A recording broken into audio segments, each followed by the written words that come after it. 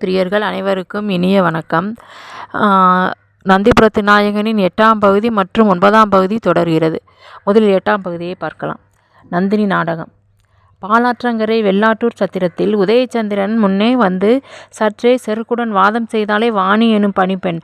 அவள் இன்று தன் முகத்திரையை விலக்கிவிட்டு தஞ்சை இளவரசி நந்தினி தேவியாகவே பாகூரில் தனது பரிவாரங்களுடன் தங்கியிருக்கிறாள்.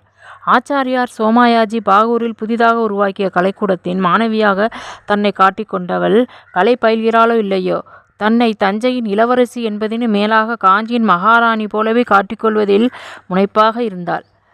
தனிப்பட்ட மாளிகையில் சகல வசதிகளுடனும் பரிவாரங்களும் பாதுகாவலும் நிறைந்த அவளது ஆட்சி கொடிகட்டி பறந்தது. நாட்டிய கலையுடன் வடமொழி இலக்கியம் கற்க வந்த அவளது நோக்கம் கல்வியில் அல்ல என்பதும் அதனினும் மேலான லட்சியத்தில் கருத்தூன்றி நிற்கிறது என்பதும் வந்த ஓரிரு நாட்களிலேயே சோமாயாஜி உணர்ந்திருந்தார். வெள்ளாட்டூர் சத்திரத்திலிருந்து அவள் வந்து போனதினும் மேலான அதிகாரத்துணி இங்கே பாகூரில் அவளது சொல் செயல் என அனைத்திலும் உணர முடிந்தது.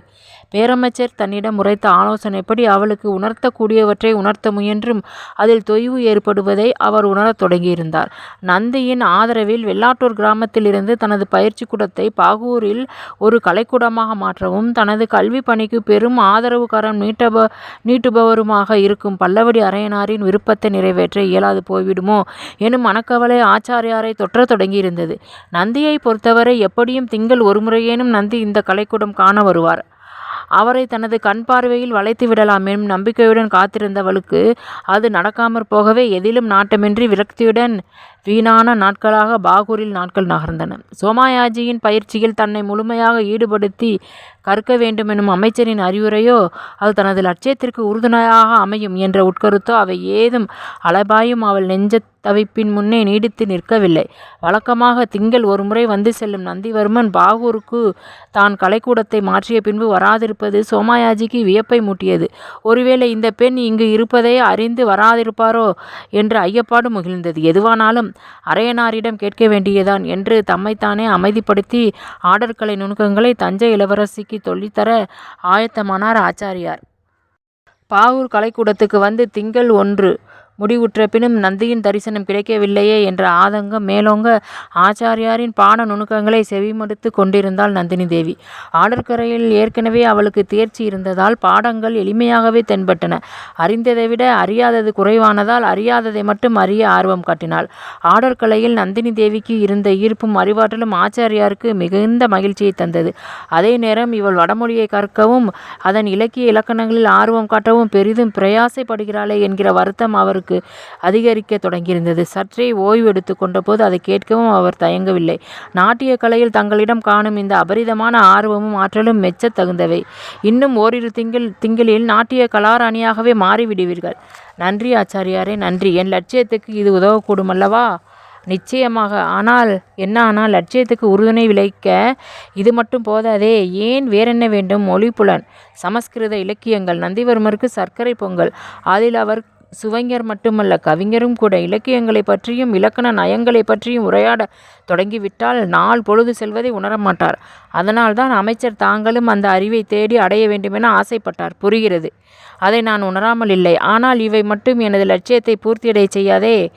நான் காண வேண்டும் என கருத்தும் அவரது காலடி சுவர்கள் இந்த கலைக்கூடம் நாடி இதுவரை வரவில்லையே. உண்மைதான். அது பற்றி நானும் நினைக்காமல் இல்லை. இதற்கு பதில் கிடைக்க வேண்டுமெனில் நாம் அமைச்சரை தான் நாட வேண்டும். ஆனால் அவர் வராமல் இருக்க மாட்டார். எப்படியும் வரும் பௌர்ணமியன்று அவசியம் வருவார். தங்கள் ஆசை பூர்த்தியடையும். அதற்குள் சற்று கவனமுடன் மொழியறிவில் நாட்டம் செலுத்துங்கள். அப்படியே ஆகட்டும். சோமாயாஜியின் வாய்மொழி தந்த புதிய செய்தி அவளில் புது ரத்தம் பாய்ச்சி உற்சாகத்தை உருவாக்கியது. அடுத்த சில நாட்களில் அதை அனுபவபூர்வமாக ஆச்சாரியார் உணர்ந்தார். அறிவார்ந்த பெண் என்பதில் ஐயமில்லை. சாதித்து காட்டுவதில் திறமைசாலிதான். அரையனாரின் தேர்வு சாதாரணமல்ல என்று மனதுக்குள் பேரமைச்சரை பாராட்டினார் ஆச்சாரியார். விமலாதேவி தனது சிநேகிதி என்பதால் காஞ்சி அந்தப்புரத்தில் தங்கியிருந்து நந்திவர்மரை சந்திக்கும் வாய்ப்பை உருவாக்கலாம் என்றுதான் நந்தினி தேவி முதலில் திட்டமிட்டு அதை அரையனாரிடம் உரைக்கவும் செய்தாள். ஆனால் அவர் அதை ஏற்கவில்லை. அந்தப்புரத்தில் அதை சாதிப்பது என்பது அத்தனை சுலபமல்ல. மேலும் தங்கையின் தோழி என்ற பார்வையில்தான் அவன் உன்னை பார்ப்பானே அன்றி உனது தனித்தன்மையும் திறமையும் அவன் உணரப்போவது இல்லை. அதனால் நான் கூறுவது போல கேட்டு அவன் உள்ளத்தை கவரப்பார். நீ திறமை மிக்கவள், ஒரு பேரரசிக்குரிய தகுதி வாய்ந்தவள் என்ற கருத்து அவனுள் வரவேண்டும். அதற்கு இதுதான் சரியான வழி என்று பேரமைச்சர் சுட்டிக்காட்டியது நந்தினிக்கு நினைவில் நிழலாடியது. சே, ஏன் இந்த அமைச்சரின் பேச்சுக்கு தலையாட்டி ஒப்புக்கொண்டோமோ? பேசாமல் காஞ்சி அரண்மனைக்கே சென்று நந்தியை கவர திட்டமிட்டிருக்கலாம். இங்கே விடிந்தால் ஸ்நானம், பாராயண, வேத ஸ்லோகங்கள், இராமாயண மகாபாரத காப்பிய விளக்கங்கள், உபநிடத தத்துவங்கள், சமஸ்கிருத இலக்கணங்கள் என பொழுது முழுவதும் தலைவலி தரும் பாடங்களும் பயிற்சியும் தந்து பாடாய்படுத்துகிறார் சோமாயாஜி. இதிலிருந்து தப்பிக்க என்னதான் வழி என்று நந்தினி தேவி தவித்த நாட்கள் இன்று மலையேறிவிட்டன. பௌர்ணமிக்கு நந்திவர்மன் வருவான் என்று செய்தி அவளை பன்மடங்கு எழிலூட்டியதுடன் எதையும் செய்து முடிக்கும் ஆற்றலையும் உருவாக்கியிருந்தது. பல்லவத்தின் ஆட்சிக்கு உள்பட்ட தஞ்சை சிற்றரசின் சாதாரண இளவரசி எனும் நிலையிலிருந்து பரத கண்டத்தில் பெரும் புகழ்மிக்க பல்லவ தேசத்தின் பட்ட மகிழ்ச்சி எனும் அந்தஸ்தை அடைவது என்பது அத்தனை சாதாரணமாக? அடைய வேண்டும். பேரரசு எனும் அந்தஸ்தை அடைய வேண்டும். அதை அடைய எதையும் தியாகம் செய்ய தயாராக வேண்டும். தன் நெஞ்சத்தே இந்த விதையை முளைக்க வைத்த பேரமைச்சர் அரையனாருக்குத்தான் முதலில் நன்றி கூற வேண்டும். அவர் ஏன் தன் மீது இத்தனை அக்கறை காட்டுகிறார்? தனது தந்தையார் பெரும்பிடுகு முத்திரையருக்கே இல்லாத அக்கறை இவருக்கு எப்படி உருவானது? உள்ளபடி பார்த்தால் அவர் தனது மகள் மதுரவல்லி மீது காட்டும் அக்கறையை விட பன்மடங்கு அக்கறை என் மீது காட்டுகிறார். ஏன் அப்படி? எல்லாம் அவர் கூறும் நாட்டு நலன் கருதித்தானா? அல்லது வேறேதும் காரணம் பொதிந்திருக்குமா? தந்தை கூட இதை பற்றி மௌனம் சாதிப்பது ஏன்? அவருக்கு இதில் எந்த உடன்பாடும் இல்லை என்பது போல பாராமுகம் காட்டுகிறாரே. ஒரு பேரரசியின் தந்தை என்ற பெருமையில் அவருக்கு உடன்பாடு இல்லையா? மாளிகை நந்தவனத்தில் உலவியவாறு சிந்தனையில் ஆழ்ந்திருந்த நந்தினியின் கவனத்தை ஈர்த்தாள் சேடி. இளவரசி வாழ்க! ஒற்றற்படை தலைவர் காண வந்திருக்கிறார். வரச்சொல். ஏய் நில், உன்னிடம் நான் என்ன சொல்லியிருக்கிறேன்? இனிமேல் என்னை எவ்வாறு அழைக்க வேண்டும் என்று கூறியது நினைவில்லையா? அது மன்னிக்க வேண்டும். இல்லை பேரரசி அவர்களை இனி தவறு நேராது. எங்கே சொல் பார்ப்போம். பேரரசி வாழ்க வாழ்க. சரியாக சொன்னாய். மறந்தும் இளவரசி என கூறுதல் கூடாது. புரிகிறதா? உத்தரவு. சென்று படைத்தலைவரை வரச் சொல். இனி நிற்பது தவறென்று ஓடினாள் அந்த சேடி. சில நொடிகளில் ஒற்றற்படை தலைவன் வந்து வணக்கம் கூறி நின்றான். வாழ்க பேரரசி. நல்லது, சொல்லுங்கள் படைத்தலைவரே. முக்கிய செய்தி ஏதும் உள்ளதா? ஆம் பேரரசியாரே. அப்படியா? கூறுங்கள் கேட்போம். ராஷ்டிரகூடத்திலிருந்து சிற்றரசர் ஒருவன் தலைமையின் கீழ் தூதுக்குழு ஒன்று காஞ்சிக்கு வந்துள்ளது. ஓ, என்ன நோக்கம் என தெரியுமா? நோக்கமெல்லாம் பேரரசரின் திருமணம் பற்றிய முடிவை அறிவதுதான். சரி, மேற்கொண்டு சொல். அவையிலேயே அவர்களுக்கு ஆதரவான பதிலை கூறும் நோக்கில் மாமன்னர் உரையாற்றவிருக்கிறார். ஆனால் அதை தடுத்து 2 நாட்கள் கழித்து தகவல் தரலாம் என ஆலோசனை சொன்னார் பேரமைச்சர். மன்னர் ஒப்புக்கொண்டாரா? ஆம். தூதுக்குழு நாட்டை சுற்றி பார்த்து வரட்டும், அதற்குள் முடிவை எடுத்து விடலாம் என்று யோசனை சொல்லப்பட்டது. ஓஹோ, தூதுக்குழுவினரின் நடவடிக்கை என்ன? நாளை அதிகாலை புறப்பட்டு மல்லை செல்வதாக செய்தி. அப்படியா? சரி, என் அருகே வா. ஏதோ ரகசியமாக சொல்ல விளைவது போல அவனை அருகில் அழைத்து மெதுவான குரலில் தனது திட்டத்தை விளக்கினாள் நந்தினி தேவி. ஒற்றற்படை தலைவனும் அவளது பேச்சை உற்று கவனித்து தலையசைத்தான். புரிகிறதா? யாருக்கும் எந்த ஐயமும் ஏற்படக்கூடாது. கச்சிதமாக காரியத்தை செய்து முடிக்க வேண்டும். கவனம் தேவை. வீரர்கள் போதாவிட்டால் இங்கே காவலுக்கு இருப்பவர்களில் சிலரையும் அழைத்துக்கொள். வேண்டாம் பேரரசியாரே, போதுமானவர்கள் என்னுடன் உள்ளனர். அவர்களை வைத்தே காரியத்தை முடிக்கிறேன். நல்லது, விரைந்து செயல்படுங்கள். நீங்கள் போகலாம். ஒற்றற்படை தலைவன் சென்றும் நந்தினியின் சிந்தனை மறுபடியும் பல்லவ சாம்ராஜ்யத்தை சுற்றியே வலம் வந்தது. நந்திவர்ம பல்லவன் கண்டோர் தொழும் ஆனழகன். ராஜ கம்பீரம் தவழும் அந்த முகத்தில் மிளிரும் புன்னகையின் எப்படிப்பட்ட பேரொளியும் வீழ்ந்து விடுவாள். வீரத்தின் விளைநிலமாக விவேக பேரொளியாக சுடர்விடும் அந்த நாடாளும் நாயகனின் நெஞ்சத்தில் எனக்கு மட்டும் இடம் கிடைத்தால் அது தஞ்சைக்கு மட்டுமா பெருமை? தமிழ் மண்ணுக்கே பெருமை அல்லவா? இந்த நந்தினி தேவி பல்லவத்தின் பட்ட மகிழ்ச்சியாக மாறினால் பல்லவ சாம்ராஜ்யமே எனக்கு அடிபணியும். ஆகா, அந்த நாட்கள் அது மலரக்கூடுமா? ஒற்றற்படை தலைவன் கொண்டு வந்த செய்தி நந்தி அந்த ராஷ்டிரகூட இளவரசியை மணக்க நினைப்பதாக அல்லவா எடுத்து எம்புகிறது. அப்படியானால் எனது ஆசை கனவு பலிக்கப் போவதில்லையா? ஏன் பலிக்காது? என்னால் முடிந்தவரை நான் அந்த முயற்சியில் ஈடுபடுவேன். பல்லவத்தின் பட்ட மகிழ்ச்சி கனவு வெறும் கனவல்ல, நனவென்று நிரூபிப்பேன். நிச்சயம் நிரூபிப்பேன். பேரரசியாருக்கு வணக்கம். தங்களை குருநாதர் அழைத்து வருமாறு பணித்துள்ளார். என்ன கனவுகளிலிருந்து லயித்திருந்த நந்தினி தேவியின் கவனம் கலைந்து சுயநிலையை அடைந்தது. என்னவாம் அவருக்கு? எதற்காக அழைக்கிறார்? சற்று முன்புதானே விடை பெற்று வந்தேன். தகவல் கொண்டு வந்த சேடியின் பக்கம் திரும்பி சினத்துடன் படப்படுத்தாள். மன்னிக்க வேண்டும் தேவி, காரணம் கூறவில்லை. அழைத்து வருமாறுதான் பணித்தார். சரி, நீ போ, நான் இதோ வந்து விடுகிறேன். சேடி அகன்றதும் இவர் எதற்காக தற்போது அழைக்கிறாரோ என்ற வினாக்குறியுடன் ஒப்பனை அறைக்குள் புகுந்தாள் நந்தினி. சோமயாஜி வைதிக நெறிமுறைகளை தவறாமல் கடைபிடிக்கும் ஒரு சுத்தமான பிராமணர். கண்டிப்புக்கு பெயர் போனவர். பல்லவ தேசத்தின் மாமன்னருக்கும் பேரமைச்சருக்கும் மிக நெருக்கமானவர். சில காலம் நந்திவர்மனுக்கே பாடம் கற்றுத்தந்ததால் குருதேவர் என்ற மரியாதையுடன் நந்தி அவரது வார்த்தைகளுக்கு செவிசாய்ப்பார். இளவரசி விமலாதேவியும் இவரிடம்தான் கல்வி கற்றாள்.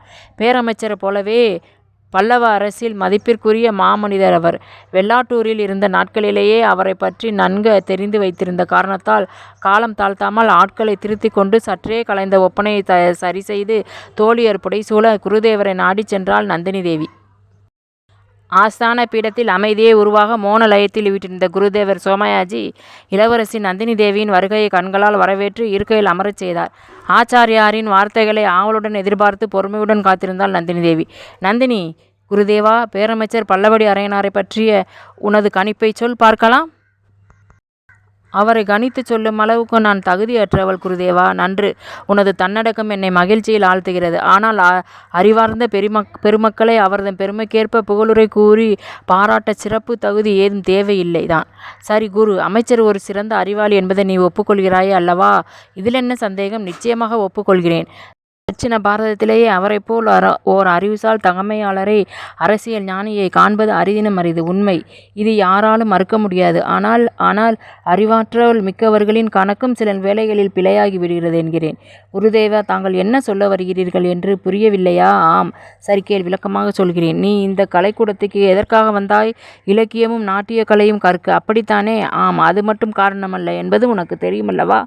ஆம், அது உங்களுக்கும் தெரியும். நந்திவர்மனின் மனதில் உனக்கு என்றோர் இடம் உருவாக வேண்டும். அதுவே உன்னை பல்லவத்தின் பட்ட மகிழ்ச்சியாக அவன் ஏற்கும் தருணத்தை ஏற்படுத்த வேண்டும் என்றெல்லாம் திட்டமிட்டுத்தான் பேரமைச்சர் உன்னை இங்கு வடமொழி இலக்கிய இலக்கணம் நாட்டிய சாஸ்திரமும் கற்க ஏற்பாடு செய்தார். ஒரு நல்ல காரியத்துக்கு உதவிகரமாக செயல்பட போகிறோமே எனும் ஆனந்தத்தில் நானும் அனைத்துக்கும் சம்மதம் தெரிவித்தேன். அது மட்டுமா, நந்திவர்மன் இங்கே வருகை புரியும் போது நீங்கள் இருவரும் தனித்து சந்திக்கவும் உரையாடவும் வலியுறுக்குமாறும் என்னிடம் கூறியிருந்தார் பேரமைச்சர். அது உனக்கு தெரிந்திருக்க நியாயமில்லை இல்லையா? ஆம், நான் தெரிந்திருக்கவில்லை. போகட்டும். ஆனால் அடியேனோ அரையனாரோ இல்லை நீயோ எண்ணி பார்த்தது இப்போன்று நந்திவர்மன் இதுநாள் வரை வாவூருக்கு வருகை தரவில்லை. இந்த கலைக்கூடத்தின் திறப்பு விழாவை அவனை அழைத்து நடத்த வேண்டும் என்கிற எனது கணிப்பும் பொய்த்தது. ஏதோ அவசர காலத்தில் இங்கே கல்வி பயிற்சியை தொடங்கிவிட்டேன். அதுவும் கூட அரசியல் காரணங்களால் அரையனார் செய்த முடிவு. அவர் பௌர்ணமிக்கு வருவார் என்று கூறினேன். ஆனால் அதுவல்ல இப்போதைய பிரச்சனை. பௌர்ணமி வரும், அவரும் வருவார். ஆனால் அதனால் நாம் எதிர்பார்த்த பலன் விளையுமா என்பதே இப்போதைய கேள்வி. ஏன் அப்படி சொல்கிறீர்கள்? காரணம் இருக்கிறது. ராஷ்டிரகூடத்தின் அரசர் நந்திவர்மனை தனது மகளுக்கு மணாளனாக துடிக்கிறான். நேற்று வரை வெறும் பேச்சாக உலகிக் கொண்டிருந்த இந்த செய்திக்கு இன்று முழு வடிவம் கிடைத்துள்ளது. பதிலை எதிர்பார்த்து அரசியல் குழு ஒன்றை அனுப்பி வைத்துள்ளான் ராஷ்டிரகூடன். நாளை ஒருவேளை நந்தி தனது சம்மதத்தை சொல்லி அவர்களை வழியனுப்பலாம். பின்னர் பௌர்ணமி வந்தும் பயனில்லை. நீ நந்தியை கண்டும் பயனில்லை. மாட்டேன், விடமாட்டேன். அப்படி ஒரு நிகழ்வு நடைபெற நான் விடமாட்டேன். நந்தினி ஆக்ரோஷமானாள். சற்று முன்பு தேசத்தின் ஒற்றர் தலைவன் உரைத்ததும் நினைவுக்கு வந்தது. பல்லவ தேசத்தின் எதிர்ப்பை ராஷ்டிரகூடம் உணரச் செய்ய வேண்டும் என்கிற பதபதைப்பு அவளை நடுங்கச் செய்தது. அவளது ஆக்ரோசமும் நடுக்கமும் ஆச்சாரியாருக்கு வேதனையை தந்தாலும் உண்மையை உணர்ந்தவராக புன்னகை புரிந்தார். ஏன் இப்படி ஆவேசம் கொள்கிறாய்? உன்னால் என்ன செய்ய முடியும்? என்னால் ஏது முடியாது என நினைக்கிறீர்களா குருதேவா? அப்படியல்ல. இந்த நாடகத்தின் சூத்திரதாரியான அமைச்சர் அரையனாரை அமைதி காக்கையில் பாவம் நீ பெரிதாக என்ன சாதித்துவிட முடியும் என்று எண்ணுகிறேன். சாதித்து காட்டுகிறேன். இந்த நந்தினி தேவி யாரென்று ராஷ்டிரகூடத்துக்கு புரிய வைக்கிறேன். பல்லவத்தின் பட்டம் மகிழ்ச்சியாக போவது நானா அல்லது அந்த ராஷ்டிரகூடன் மகளா என்பதை ஒரு கை பார்த்து விடுகிறேன். வேண்டாம், அமைதிகொள். அமைச்சருக்கு ஓலை அனுப்பி வைத்துள்ளேன். பதில் வரும் அதுவரை அமைதிகொள். இல்லை குருதேவா, இது அமைதி காக்கும் நேரம் இல்லை. காலங்கடத்தினால் காட்சியே பறிபோய்விடும். அதனால் கருவிழியில் விழுந்த படலத்தை உடனடியாக நீக்க முயல வேண்டும். எனக்கு விடை தாருங்கள், நான் வருகிறேன். சொல்ல வேண்டியவற்றை நான் சொல்லிவிட்டேன். அதை நீ ஏற்காது போனால் அதற்கு நான் பொறுப்பல்ல. சோமயாஜியின் இறுதியான வார்த்தைகள் ஏதும் அவளது செவிப்புலனில் ஏறவில்லை. ஆசனத்திலிருந்து எழுந்தவள் பாதரசம் சலசலக்க நூபரங்கள் இடையசைய விம்மிய மார்பும் வீர்த்த கருவிழிகளுமாய் அந்த அறையிலிருந்து வெளியேற அதுவரை வெளியே காத்திருந்த சேடியர் தங்கள் பேரரசின் புயல் வேகத்துக்கு ஈடு கொடுக்க மாட்டாமல் அவள் பின்னே ஓடிக்கொண்டிருந்தனர். அதே வேளையில் காஞ்சியின் எல்லை கடந்து பாகூர் செல்லும் வழியே பேரமைச்சர் அரையனாரின் சிவிகை விரைந்து கொண்டிருந்தது. நந்திவர்மன் நிச்சயம் மறுப்பு சொல்ல மாட்டான். நந்தினியை தஞ்சைக்கு அனுப்பி முத்தரையரை தயார் செய்ய வேண்டும். சற்று விரைந்து செல்லுங்கள். சிவிகை சுமப்பவர்களை அதட்டி ஆணையிட்டார் அரையனார். காஞ்சியிலிருந்து பேரமைச்சரை வெளியேற்ற என்ன தந்திரம் செய்யலாம் என்று உதயச்சந்திரன் குழம்பிய வேளையில் அந்த செய்தி காதில் வீழ்ந்து தேனாய் இனித்தது. பேரமைச்சர் அதிகாலையிலேயே சிவிகை ஏறி பாகூருக்கு சென்றுள்ளார் என்பதே அது. இனி கவலை இல்லை. அமைச்சர் திரும்பி வருவதற்குள் மன்னர் மல்லையில் இருந்து திரும்பி விடுவார். அனைத்தும் நினைத்தது போல் நிறைவேறிவிடும். உதயச்சந்திரனின் உள்ளம் உவகையால் பூரித்தது. சற்று முன்னர் ராஷ்டிரகூடத்து குழுவை மல்லைக்கு அனுப்பி வைக்க சற்று சிரமப்பட வேண்டி வருமோ என சிந்தை மனதுக்குள் குடைந்த போதும் அதை சிறிதும் சட்டை செய்யாமல் அந்த தூதர் தலைவரின் போர்வையில் மறைந்திருந்த இளவரசி ரேவாதேவியை பார்த்து, தாங்கள் பரிவாரத்துடன் மல்லை செல்ல ஏற்பாடு செய்துள்ளேன். காவலுக்கு வீரர்கள் உடன் வருவார்கள். சென்று கடல் மல்லையை தரிசித்து வாருங்கள் என்றான். இல்லை, வேண்டாம், நாங்கள் ஓய்வெடுத்துக் கொள்கிறோம். வீணாக பயணித்து களைப்பை உருவாக்க விரும்பவில்லை. எப்படியும் நாளையோ மறுநாளோ நாங்கள் திரும்பவும் பயணிக்க வேண்டுமல்லவா? அதனால் அனைவரும் ஓய்வெடுப்பதே சிறப்பென்று கருதுகிறேன். ஆனால் மன்னர் என்னிடம் கூறியது வேறுவிதமாயிற்றே. அதென்ன வேறுவிதம்? மன்னர் ஏதும் தகவல் தந்தாரா? ஆம், மல்லைக்கு தாங்கள் சென்றால் அங்கோர் அதிசயம் காத்திருக்கும் என்று கூறச் சொன்னார். அதிசயம்? என்னிடம் கூறச் சொன்னாரா? ஆம், தங்களிடமே தான். அவசியம் செல்லச் சொன்னார். இதோ இப்போதே புறப்பட்டு விட்டோம். யாரெங்கே? அனைவரும் புறப்படுங்கள், நாம் மாமல்லபுரம் செல்கிறோம். இளவரசி ரேவாதேவியிடம் தென்பட்ட உற்சாகமும் உவகையும் கண்குளிர கண்டு ஆனந்தித்த உதயச்சந்திரன் அவர்களை வழியனுப்பிவிட்டு தன் குதிரையை திருப்பி அந்தப்புறத்து நந்தவனத்துக்கு பயணித்தான். காலை வேளையில் கதிரவன் தனது வெப்ப பார்வை வெளிக்காட்டும் பொழுது வரையில் நந்தவனத்தில் உலா வருவது விமலாதேவியின் வழக்கமான செயல். இது உதயச்சந்திரன் அறிந்த செய்தி என்பதால் அவளை சந்திக்க முடியும் என்ற திடமான முடிவுடன் அவனது பயணம் அமைந்திருந்தது. சாலையில் புரவியின் குளம்போசை எழுப்பிய ஒளியை கணக்கிட்டவாறே நந்தவனத்தின் பக்கவாட்டு கதவம் திறந்து பார்வை ஓடவிட்டு காத்திருந்தாள் விமலாதேவியின் தோழி பூங்குழலி. உதயச்சந்திரனின் புரவி தாளலயத்துடன் நடைபோட்டு பக்கவாட்டு கதவின் முன்னே சென்று நின்றது. உதயச்சந்திரன் கீழே குதித்து நிற்கவும் பூங்குழலி முன்வரவும் சரியாக இருந்தது. என்ன குழலி, நான் கண்ணுக்கு தெரிகிறேனா? அவனது கேள்வி புரிபடாமல் குழம்பிய குழலி விழித்தவாறே அவனை எதிர்கொண்டாள். கதிரொளியில் எழுநிலவு தெரிய வாய்ப்பு இல்லையே. நான் தெரிகிறேனா என்றேன். அவனது விஷமம் புரிந்து கொண்டவளால் வெட்கி நாணிய குழலி குதிரையின் சேணத்தை கையில் வாங்கி ஒதுங்கி நிற்க அந்த வெட்கத்தை ரசித்தவாறு அந்தப்புற நந்தவனத்துக்குள் தன் மலர் தேடி அந்த வண்டு சிறகடித்து பறந்தது. ஏதேது கதிரையும் தாண்டி காய்கிறது நிலவு. முல்லை பந்தலின் கீழிருந்த வெளிப்பட்ட விமலாதேவி முறுவலுடன் எதிர்கொண்டாள் தன் காதலனை. நிலவு காயுமா என்ன? குளிர்ச்சிதானே நிலவின் குணம். உதயச்சந்திரன் ஒரு மலரை பறித்து அவள் மீது எறிந்தவாறே கேள்வியை உதிர்த்தான். பகுதி 8 இத்துடன் முடிகிறது. பகுதி 9 விக்ரமாதித்ய வியூகம். மேலை சாளுக்கிய பூபதி 2ஆம் விக்ரமாதித்யனின் அரண்மனை விருந்தினர் மாளிகையில் தன் கவலையை மறந்து சிரித்து மகிழ்ந்தவாறு கீர்த்திவர்மனுக்கு விமலாதேவியை மணமுடித்து தருவதாக வாக்குறுதி அளித்து இருமாந்து இருந்த வேளையில் விக்ரமாதித்ய பூபதி வருகிறார் என்ற குரல் எதிரொலிக்கவும் தனது இருக்கையிலிருந்து எழுந்து நின்று அவருக்கு வணக்கம் கூற தயாரானான் சித்திரமாயன். அவன் எழுந்ததும் தான் அமர்ந்திருப்பது சரியல்ல எனும் நினைப்பில் கீர்த்திவர்மனும் எழுந்து நிற்க அறைக்குள் நுழைந்தார் சாளுக்கிய பூபதி விக்ரமாதித்யன். விரிந்த மார்பும் பறந்து திரண்ட தோளும் புஜங்களும் கூர்த்த விழியும் அகன்ற நெற்றியும் மேலுதட்டில் பதிந்த நாசியும் தடித்த இதழ்களும் இடைவெளி இல்லா கழுத்தும் ஒரு சேர சற்றே உயரங்குறைந்த உருவத்தினனாக எதிர்வந்து நின்ற விக்ரமாதித்யன் சித்திரமாயனுக்கு உள்ளூர கிளிமூட்டி முகத்தே வியர்வை அரும்பச் செய்தான். சாளுக்கிய பூபதிக்கு வணக்கம் என்ற அவனது குரல் ஓசை மடிந்து அழுந்தி போக குவிந்த கரங்களை குவித்தவாறே நின்று விக்ரமாதித்யனை விழிகளால் அளந்தான். அமருங்கள் சித்திரமாயரே. குவிந்த கைகளை அகற்றி இயல்புக்கு வாருங்கள். விக்ரமாதித்யனின் கடகடவென்று ஒலிக்கும் சிரிப்பு சத்தத்தில் மெய்மறந்தவனாக தன் கை குவிப்பை மாற்றி இயல்பாக இருக்கையில் அமர்ந்தான் சித்திரமாயன். சற்று அருகிலுள்ள இருக்கையில் கீர்த்திவர்மனும் அமர்ந்து கொள்ள பனிப்பெண் நீட்டிய குவளை நீரை பருகிவிட்டு நரைத்த தனது மீசையை தடவிவாறு கேட்டான் சாளுக்கிய பூபதி. குறைகள் ஏதும் இல்லையே? விருந்து உபச்சாரம் பிடித்திருக்கிறதா? ஆஹா, எந்த குறையும் இல்லை. அனைத்தும் ஆனந்தம்.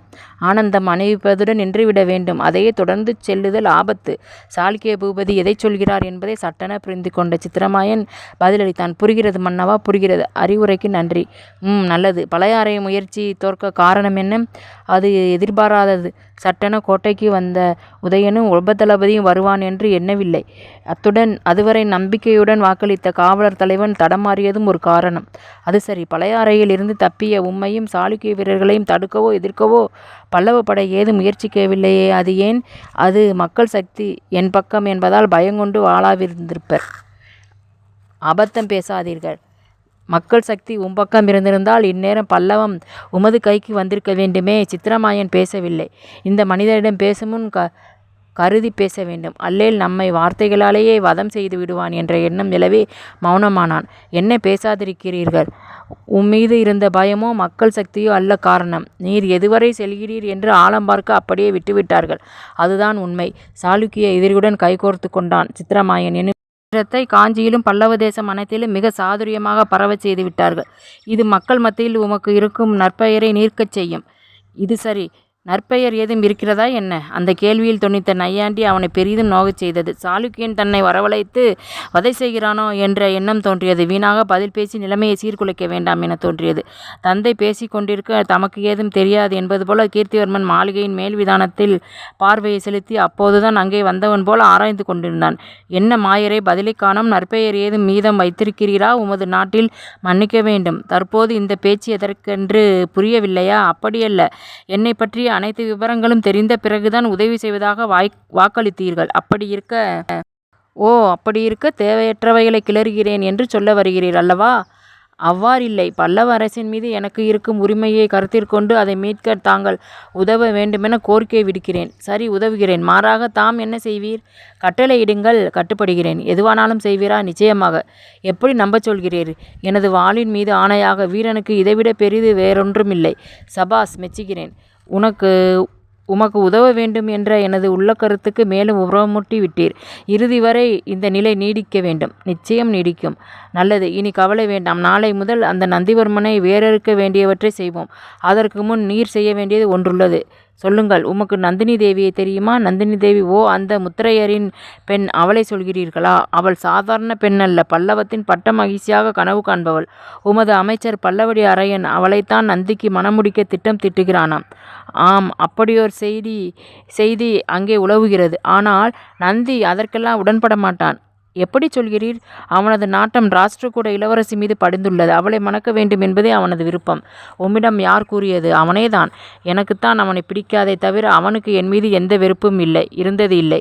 என்னை தனது இளவலென்றும் இளவரசனென்றும் உறவு பாராட்டி மகிழ்வதுண்டு. அப்படிப்பட்ட ஒரு சந்தர்ப்பத்தில் அவனே என்னிடம் கூறியதைத்தான் நான் கூறினேன். அது எப்படியோ போகட்டும். ஆனால் இப்போது காஞ்சியின் நிலைமை நந்தியின் திருமணத்தை வைத்து சற்று மும்முரமான நிலைக்கு தள்ளப்பட்டுள்ளது. அதாவது தஞ்சை இளவரசி நந்தினி தேவியை திருமணம் செய்ய நந்தியை உடன்பட வைத்து உள்நாட்டில் பாண்டியர் உருவாக்கியுள்ள இனபேத கிளர்ச்சியை முடிவுக்கு கொண்டு வர திட்டமிட்டுள்ளார் அமைச்சர் அரையனார்.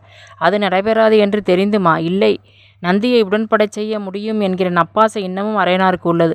பல்லவத்தின் பட்டமகிழ்ச்சி எனும் கனவை நந்தினியின் மனதில் அந்த அரையனார் அழுத்தமாக பதிய வைத்துள்ளார். நந்தியை மணாளனாக நினைத்து அவள் அரையன் சொல்லுக்கு ஏற்றபடி ஆடி வருகிறாள். அதே நேரம் ராஷ்டிரகூட இளவரசி ரேவாதேவியும் நந்தியை விரும்புவதாக கேள்வி. தஞ்சையை குளிர்விப்பதை விட ராஷ்டிரகூடத்துடன் உறவு கொள்வதை மேலென்று நந்தி நினைத்தால் அந்த பெண் நந்தினி தேவியின் ஆசை நிராசையாக மாறிவிடும். அதுவே அவளை எரிமலையாக வெடிக்கச் செய்யும். அச்சூழலை நாம் பயன்படுத்தி கொள்ள வேண்டும். எப்படி? சொல்லுகிறேன் கேளும். கீர்த்திவர்மா, உனக்கும் சேர்த்துதான் இதை சொல்கிறேன். நீங்கள் இருவரும் புறப்பட்டு பாகூரில் சோமாயாஜி தொடங்கியுள்ள கலைக்கூடத்தில் வடமொழி இலக்கியம் பயிலச் செல்ல வேண்டும். வடமொழி இலக்கியமா? நானுமா? இந்த கேள்விக்குரியவன் கீர்த்திவர்மனாக இருக்கவே சாளுக்கிய பூபதி மகனை பார்த்து புன்னகைத்தார். என்ன மகனே, தந்தை ஏன் நம்மை வம்பில் இழுத்து விடுகிறார் என்று சிந்திக்கிறாயா? காரணம் இருக்கிறது. நான் இதுவரை கூறினேனே நந்தினி தேவி அந்த தஞ்சை சிற்றரசர் முத்திரையரின் மகள். அங்கே பாகூரில் தான் வடமொழி இலக்கியம் கற்று வருகிறாள். நீங்கள் செல்வது வெறுமனே இலக்கியம் பயில மட்டுமல்ல, நந்தினி தேவியுடன் நட்பு பாராட்டி அவளில் கொழுந்து விட்டெறியும் நந்தியின் மீதான காதல் நெருப்பை வெறுப்பாக மாற்ற தூபமிட வேண்டும். அதற்காக தான் இருவரையும் அனுப்புகிறேன். ஓ, அதற்காக நாங்கள் இருவர் தேவையா? யாரேனும் ஒருவர் போதாது. நாம் தற்போது திட்டமிடும் பல்லவத்தின் மீதான தாக்குதல் ஒரு பன்மனை தாக்குதல். அதற்கு முதலில் நந்திவர்மனின் பலத்தை சிறிது சிறிதாக குறைக்க வேண்டும். அவனது ஆதரவான சிற்றரசுகளை நம் பக்கம் இழுக்க வேண்டும். ஏதேனும் வழி அமைகிறதா என்று நோட்டமிட வேண்டும். அதில் ஒரு பகுதிதான் நந்தினி மூலம் தஞ்சையை கவிழ்ப்பது. ஏனெனில் முத்திரையர் ஒரு நேர்மையான அரசியல் விசுவாசி. அவரை நிச்சயம் நம்மால் ஈர்க்க முடியாது. ஆனால் அவரது பலத்தை குறைக்க நந்தினியை இழுத்துவிட்டால் ஓரளவு வெற்றி பெறலாம். அடுத்து பாண்டிய கங்க அரசுகளின் நட்பு. அவர்களுக்கும் நமக்கும் பல்லவன் பொது எதிரி என்பதால் அவர்களை ஈர்ப்பது சுலபம். இன்று கூட கங்க அரசின் தூதுவன் கொண்டு வந்த செய்தி நமக்கு மிகவும் சாதகமாகவே உள்ளது. அப்படியா தந்தையே? நான் நமது நண்பரிடம் அப்போதே கூறினேன், கங்க தூதுவர் வரவு உமக்கு நன்மை விளைவிக்கும் என்று. இல்லையா நண்பரே? ஆம், சொன்னீர்கள். இனியும் கேளுங்கள். பல்லவத்துக்குள்ளே உள்நாட்டு குழப்பத்தை மூட்டிவிடுவது, இதைத்தான் நான் முன்னரே சித்திரமாயரிடம் ஒப்படைத்தேன். ஆனால் அவர் அதில் வெற்றி காண முடியவில்லை. அதே நேரம் பாண்டியன் அந்த கிளர்ச்சியை மிகச் சிறப்பாக செய்து வருவதாக கேள்வி. அந்த கிளர்ச்சியை முறியடிக்கத்தான் நந்திவர்மன் தஞ்சை இளவரசி நந்தினியை மணக்க வேண்டுமென்று காய் நகர்த்துகிறார் அந்த கிழட்டு அமைச்சன். அவன் ஆசை மண்ணாக போவது உறுதி. அச்சூழலை பயன்படுத்தி நந்தினி தேவியை நாம் வளைப்பதற்கான பார்ப்பதற்கான முயற்சிதான் இந்த பாகூர் பயணம். அது நீங்கள் இருவரும் சரிவர செய்து முடிக்க வேண்டும். அவளை வைத்து தஞ்சையின் ஆதரவை குலைத்துவிட்டால் அது நந்திவர்மனுக்கு பலத்த அடியாக அமையும். மேலும் இடியென படை இறக்கி சாளுக்கிய பாண்டிய கங்கர் முப்புறமும் இருந்து தாக்கினால் அவன் முடிவது நிச்சயம். ஆக அருமையான யோசனை. இப்போதே பல்லவம் நமது கைக்குள் வந்ததாக உணர்கிறேன். இதே உணர்வுடன் உற்சாகத்துடனும் புறப்பட்டு பாகூர் செல்லுங்கள். வெற்றிக்கனி பறிப்பதற்கான வேலை நெருங்கிவிடும். சாளுக்கிய விக்ரமாதித்யன் தன் வழக்கமான இடிச்சிரிப்புடன் ஆசனத்தில் இருந்து எழுந்து சற்றே அங்குமிங்கும் உலாவினான். இதோ புறப்பட்டு விட்டோம் இளவரசி, போகலாமா? சித்திரமாயனும் பாகூர் செல்ல அவசரம் காட்டினான். பொறுங்கள், அவசரப்படேல். அவசரம் எப்போதும் ஆபத்தை மட்டுமே கொண்டு வரும், நன்மை விளைவிக்காது. ஆபத்து வரும்போது அவசர காட்டலாம், அன்றி நிதானத்துடன் செயல்படுவதே சரியான வழி. மன்னிக்க வேண்டும் பிரபோ, மகிழ்ச்சி திளைப்பில் சற்று உணர்வுகளுக்கு ஒருபோதும் அடிமையாகிவிடக் கூடாது. சுகமோ துக்கமோ எதுவானாலும் அதை அளவுடன் அணுக வேண்டும். அதிலும் குறிப்பாக நம் போன்ற ஆளும் தகுதி பெற்றவர்கள் மிகவும் எச்சரிக்கையுடன் செயல்பட வேண்டும். புரிகிறது. இனி தவறு நேராது. நாங்கள் எப்போது புறப்பட வேண்டும் என்பதையும் தாங்களே கூறிவிட்டால் நலமென கருதுகிறேன். மாயரே, நீர் உமது வழக்கமான தோற்றத்தில் பாகூர் சென்றால் பல்லவத்தில் உம்மை அடையாளம் காண்பது மிகச் சுலபம். பின்பு அரியணை கனவு வெறும் கனவாகவே முடிந்துவிடும். அதனால் நீங்கள் இருவரும் வேறு குலத்துக்கு மாற வேண்டும். அதாவது நாங்கள் புனை வேடம் தரிக்க வேண்டும் என்கிறீர்களா தந்தையே? கீர்த்திவர்மன் இடைபுகுந்து வினா எழுப்பினார். ஆம், அதைத்தான் சொல்ல வந்தேன். இருவரும் அந்தன இளைஞர்களாக உங்களை வடிவமைத்து கொண்டு அங்கு செல்லுங்கள். ஓரிரு நாட்கள் நமது ஆச்சாரியாரிடம் சென்று அந்தணர்களுக்கான அரிச்சுவடை தெரிந்து கொண்டு பின்னர் புறப்படுங்கள். தமிழை தவறியும் பேசாமல் சமஸ்கிருதத்தையே முடிந்தவரை பயன்படுத்துங்கள். அப்படியே தமிழில் பேச வேண்டிய வாய்ப்பு வந்தாலும் வார்த்தைகளை கடித்து துப்பி பேச முயலுங்கள். நந்தினி தேவியின் நட்பு அமைந்த பின் நீங்கள் நிலைமையை மாற்றிக்கொள்ளலாம். நாங்கள் யார் என்றும் இங்கு எதற்கு வந்திருக்கிறோம் என்றும் ஏதேனும் சான்றுகள் தேவைப்பட்டால் அது பற்றிய கவலை வேண்டாம். காசி பல்கலை மாணவர்கள் இருவர் பாகூர் செல்ல வழிநாடி நமது ஆச்சாரியாரிடம் வந்து சேர்ந்துள்ளனர். அவர்களுக்கு பதிலாக நீவிர் இருவரும் செல்லப் போகிறீர். அதுவரை அவர்கள் நமது ஆச்சாரியாரிடம் பாடம் கேட்பார்கள். அனைத்தும் முன்னரே திட்டமிட்டு விட்டீர்கள். அரசியலில் தாங்கள் அசகாய சூரன். என்னை பாராட்டுவதை விட்டுவிட்டு என்னிடம் கற்றுக்கொள்ள முயற்சி செய். நாளைய சாளுக்கிய தேசத்தின் காவலன் கற்றுக்குட்டியாக இருந்துவிட்டால் தேசம் பறிப்போய்விடும். எச்சரிக்கை. மன்னியுங்கள். கீர்த்திவர்மா, மாயரே, உங்கள் இருவருக்கும் ஒன்று சொல்கிறேன். ஒன்றை செயல்படுத்த வேண்டும் என்று தீர்மானித்துவிட்டால் அதற்கான ஆயத்த பணிகளில் அனுதினமும் நமது அறிவை ஈடுபடுத்த வேண்டும். நமது புலன்களுக்கு எட்டும் எந்த செய்தியிலும் நமது திட்டத்துக்கான ஏதேனும் வாய்ப்புகள் மறைந்து கிடக்கின்றனவோ என்று ஆராய வேண்டும். அப்படி ஆராயும் போதுதான் புதிய புதிய வழிகள் உருவாகி நமது குறிக்கோளை மேலும் உக்கிரத்துடன் முன்னெடுத்து செல்ல முடியும். ஆக காதில் விழும் எந்த செய்தியையும் உதாசீனம் செய்யாதீர். செய்ய மாட்டோம். இளைஞர்கள் இருவரும் ஒரே குரலில் பதிலுரைக்க விக்ரமாதித்யன் விலகுவதை நிறுத்திவிட்டு ஏதோ நினைத்து கொண்டவனாய், சரி, இருவரும் கலைந்து பேசுங்கள். நாளை ஆச்சாரியாரிடம் சென்று நடைமுறைகளை தெரிந்து கொள்ள வேண்டும். நான் சற்று ஓய்வெடுக்க வேண்டும், வருகிறேன் என்றவாறு அந்த அறையிலிருந்து வெளியேறிச் சென்றான். சாளுக்கிய விக்ரமாதித்யன் சென்ற சில நொடிகள் அங்கே அமைதி ஆட்சி செய்தது. இருவரும் அதுவரை நடைபெற்ற உரையாடல்களை மீண்டும் நினைவுக்கு கொண்டு வந்தனர். நொடிகளில் அந்த மௌனத்தை கலைத்து கீர்த்திவர்மன் கேட்டான். நண்பரே, நாம் சந்திக்கவிருக்கும் இந்த நந்தினி தேவி எப்படி நல்ல அழகியா? நீர் பார்த்திருக்கிறீர்களா? பார்த்திருக்கிறேன். அற்புதமான பேரழகி. அப்படியா? ஆம், அபாரமான அழகு. ஆனால் அந்த அழகை சீர்குலைப்பது அவளது ஆணவம். தான் ஒரு பேரழகி என்ற கர்வம் அவளுக்கு இருக்க வேண்டியதுதானே? இருக்கட்டும், வேண்டாம் என்று கூறவில்லை. அழகு ஆராதிக்கப்பட வேண்டிய ஒன்று, அனைவருக்கும் கிடைப்பது இல்லை. கிடைத்தவர் தாமே அனைவரிலும் சிறப்பென்று ஏனையோரை துச்சமென மதித்து நடந்து கொள்வதும் அலட்சியம் செய்வதும் அழிவுக்குத்தான் வழிவகுக்கும். ஏன் இப்படி பொறிந்து தள்ளுகிறீர்? உம்மிடம் ஏதேனும் வம்புக்கு வந்தாளா? என்னிடம் ஏன் வரப்போகிறாள்? ஒருமுறை விமலாவிடம் அவள் தனது ஆணவ பேச்சை காட்டியதாக ஒரு செய்தி உண்டு. ஓ, இளவரசியிடமா? அவர்தான் பேரழகி ஆயிற்றே. அப்புறம் எப்படி? பொறாமை. தானே மேலானவள் என்ற எண்ணம் கொண்டவளுக்கு தன்னிலும் மேலானவளை காண்கையில் ஏற்படும் அழுக்காறு, அது ஆத்திரத்தை வரவழைத்து அகக்கண்ணை மூடச் செய்யும். அப்படித்தான் நன்று நடந்துள்ளது. தங்கள் தங்கை அவளை தண்டிக்கவில்லையா? தண்டிப்பதா? இவள் தகுதியும் தராதரமும் நன்கு எடை போட்டு வைத்திருப்பவள் விமலா. நிறைகுடம் தழும்பாது என்பது போல இவளை பேசவிட்டு வேடிக்கை பார்ப்பாளை தவிர அவள் ஆத்திரப்பட மாட்டாள். அழகு இருக்கும் இடத்தில் அடக்கமும் குடியிருக்க வேண்டும். அப்போதுதான் அது அந்த அழகை பேரழகாய் மாற்றும். விமலா பேரழகி. ஆணவத்துக்கு அடிபணிந்து போக மாட்டாள். உங்கள் தங்கையை நீர் விட்டு தர மாட்டீர்கள். விட்டு தருவேன். உமக்காக உம்மை சேர வேண்டிய உயரிய பொக்கிஷம் அவள். அந்த பொக்கிஷம் உதயச்சந்திரன் போன்ற சாதாரண படைத்தலைவனிடம் கைகளில் சேரக்கூடாது. நந்திக்கு அவள் மீது அவள் அருமை தெரியவில்லை. உடனே பிறக்காவிடனும் என் மீது பாசம் வைத்திருந்தவள் அவள். அவளுக்கு நிச்சயம் நான் நன்மை புரிவேன். சரி சரி, ஏன் இந்த கொந்தளிப்பு? அனைத்தும் நடைபெறும். தங்கள் அனுமதியுடன் அந்த பேரழகியை கைப்பிடிக்கும் நாளை ஆவலோடு நானும் காத்திருக்கிறேன். அந்த நாள் நிச்சயம் வந்தே தீரும். பல்லவத்தின் மணிமுடியை உங்கள் சிரசில் தாங்கும்போது பார்ப்புகழும் பேரழகி எனது பட்ட மகிழ்ச்சி ஆவாள். கீர்த்திவர்மனின் இந்த வார்த்தைகள் சித்திரமாயனுக்கு உற்சாக திமிர்ப்பை அதிகரிக்கச் செய்தது. உண்மை உண்மை. நந்தியை கொன்று நாட்டை கைப்பற்றுவதும் நங்கையை கரம்பிடிப்பதும் காலத்தின் கட்டாயம். பல்லவமும் சாளுக்கியமும் இனி பகை நாடு அல்ல. அந்த நீண்ட வரலாற்றை நாம் பொய்யாக்கப் போகிறோம் இல்லையா நண்பரே? அனைத்தும் உண்மை. ஆனால் இதில் ஒரு வேடிக்கை என்னவென்றால் என்ன, நந்தியை கொன்று நாட்டை கைப்பற்றுவது ஒப்புக்கொள்ளக்கூடிய விஷயம். ஆனால் நந்தியை கொன்று அவள் தங்கையை கரம்பிடிப்பது எந்த அளவுக்கு சாத்தியம் என்று கணிக்க முடியவில்லை. இதென்ன புதிய குழப்பம்? எதிரியின் வீட்டு பெண்களை சிறையெடுப்பதும் கரம்பிடிப்பதும் இன்று நேற்று நடைபெறும் நிகழ்வா என்ன? அரச குலத்துக்கென்றே எழுதப்பட்ட விதிமுறைகளில் அதுவும் உட்பட்டது தானே, ஒப்புக்கொள்கிறேன். ஆனால் இளவரசியை நான் அடைய நந்தியின் மரணம் மட்டும் போதுமானதல்லவே. அவளிலும் மேலான ஒருவன் இருக்கிறானே, உதயச்சந்திரன். அவனையும் சாய்த்தால்தானே விமலா எனக்கு சொந்தமாவாள். ஆம், நந்திவர்மனை விட மோசமான எதிரி அந்த படைத்தலைவன் உதயச்சந்திரன் தான். பல்லவத்தில் நாம் முதலில் களையெடுக்க வேண்டிய பதர் அந்த பாதகனே. அவனது துணைதான் நந்திக்கு இத்தனை பலத்தை அளித்துள்ளது. பல்லவ சிம்மாசனத்தை நெருங்க முடியாமல் போவதற்கும் அவன்தான் காரணம். கீர்த்திவர்மரே, அவன் எனக்கு மட்டும் பல்ல பகைவன், நம் இருவருக்கும் பொது எதிரி. அவனை வீழ்த்துவதே நமது முதல் லட்சியமாக அமைய வேண்டும். நிச்சயமாக. தந்தையார் வகுக்கும் அரசியல் சூதாட்டத்தில் அசுத்திரத்தனமான படை பலத்திலும் பல்லவ சாம்ராஜ்யம் வீழ்வது உறுதி. அம்மட்டு இந்த படைத்தலைவன் பிழைப்பானா என்ன? அப்படி கூறுங்கள். இந்த நெஞ்சுரம் நம்மை நிச்சயமாக வெற்றிகனி பறிக்கச் செய்யும். சரி, வாருங்கள், தங்கள் மாளிகைக்கு செல்வோம். இனி உள்ள பொழுது நமது குறிக்கோளுக்கான திட்டமிடுதலில் ஆகட்டும். நண்பரை, நந்தினியை வளைப்பது என்பது முடிவாயிற்று. இது தவிர அங்கே பல்லவத்தில் உங்களுக்கு உதவக்கூடியவர் எவரேனும் உள்ளரா என்று எண்ணி பாருங்கள். அவர்கள் நமது நண்பராக இருக்க வேண்டும் என்பதில்லை. இந்த உதயச்சந்திரன் மூலமாகவோ பல்லவ ஆட்சியின் மூலமாகவோ பாதிக்கப்பட்டவர்களாக இருந்தால் கூட போதும். அவர்களை நம் பக்கம் இழுக்க முயலலாம். புரிகிறது. நான் யோசிக்கிறேன். யோசியுங்கள்.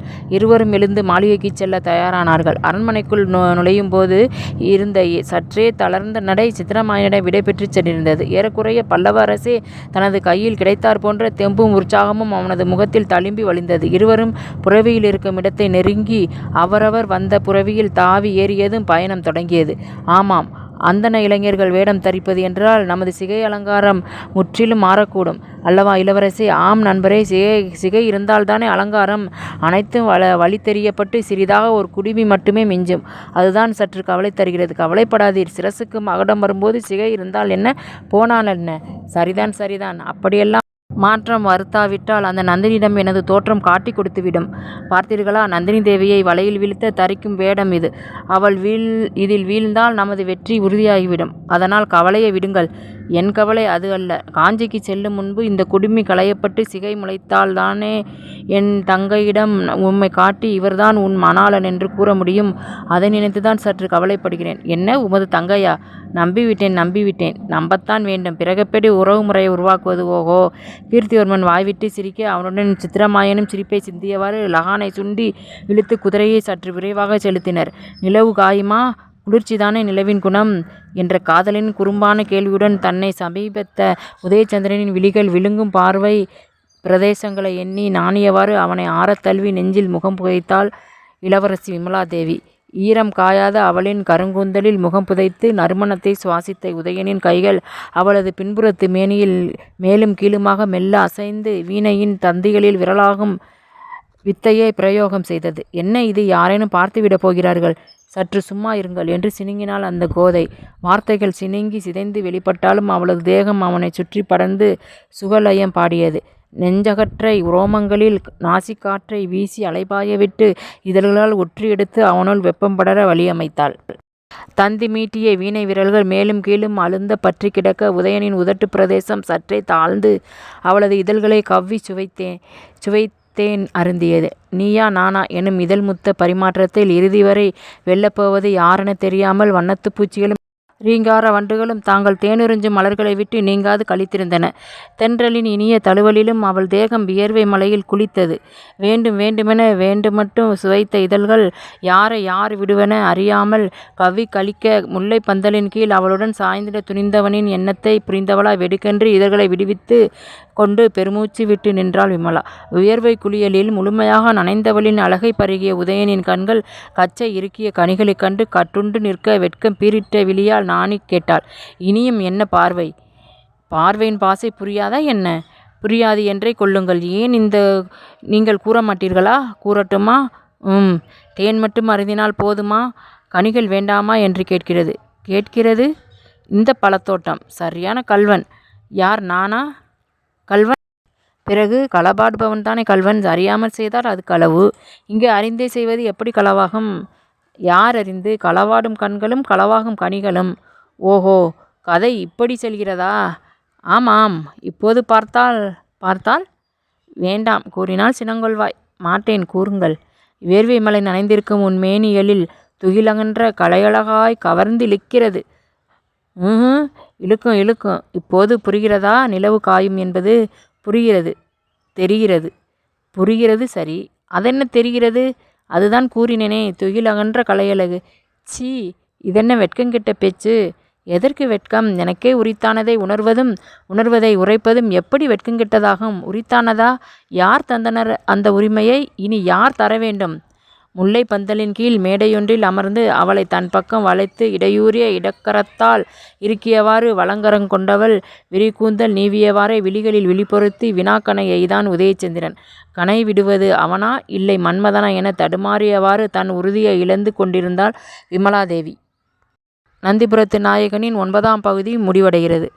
இத்துடன் முடிகிறது. 10ஆம் பகுதியில் நந்திபுரத்து நாயகனை காணலாம். அதுவரை நன்றி கூறி விடைபெறுவது உங்கள் வேதநாயகி. இதுவரைக்கும் நீங்கள் சப்ஸ்கிரைப் பண்ணாமல் பார்த்துக்கிட்டு இருந்தீங்கன்னா இந்த சேனலை சப்ஸ்கிரைப் பண்ணி வச்சுக்கிறோங்க. அப்போ தான் நான் போடுற கதையோட தொடர்ச்சி உங்களுக்கு நான் அப்லோட் பண்ண உங்களுக்கு நோட்டிஃபிகேஷன் வரும். ஓகேங்களா? தேங்க்யூ.